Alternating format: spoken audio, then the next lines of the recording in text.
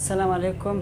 ما نامه حکیم الله، زه شاګست نه راغلی یم. مونږ نیته په شوګر کې خپه خرابه شوې وه، تکلیف ورته و. بیا مونږ ډاکټر رفیق صاحب له راوسته 3 میاشتې کورس ته وکړو او ماشاءالله اوس یې ډېره ګزاره شوې ده. خپې هر څه ټیک شوي دي الحمدلله. ما دغه دی چې تاسو چې داسې چا ته تکلیف وي ډاکټر رفیق صاحب له راشئ، انشاءالله تاسو ګزاره کېږي. پیشنټ چې کوم تاسو ته انټرویو درکړله، زه د میسج ضروری دی چې موږ د پبلک ته ورسو. اصل کې دوی یو فیمیل و چې هغې ته ډایبټیک فوډس و، مین چې ګنګرین موږ وایو شوګر کې خپه خرابه شوه.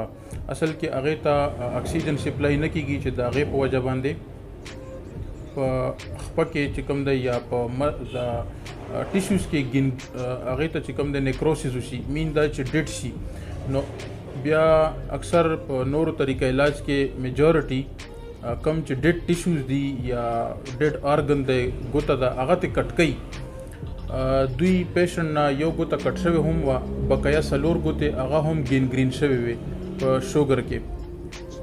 دوی مونږ ته رالل چونکې دوی کلي کې چې ته بل مریض ټیک شو هغوی به دوی ته پیغام ورکړی. نو دوی رالل 3 منث دوی ټریټمنټ وکړو، الحمدلله پیشنټ اوس کمپلیټ ټیک دی. اوس صرف جسٹ موږ سټانک یا جنرل میډیسن به ورکو، ادروایز د هغوی ګینګرین کوم چې نیکروسس شو هغه کمپلیټ ټیک دی. د ویډیو جوړولو مقصد دا دی چې ډایبټیک فوټ یا ګینګرین یا په شوګر کې مونږ وایو ان سمپل ورډز چې خپه خرابه شوه، ډاکټر تاسو ته د سرجري مشوره درکړي یا د آرګن کټ کولو مشوره درکړي یا د ګوتو کټ کولو مشوره درکړي.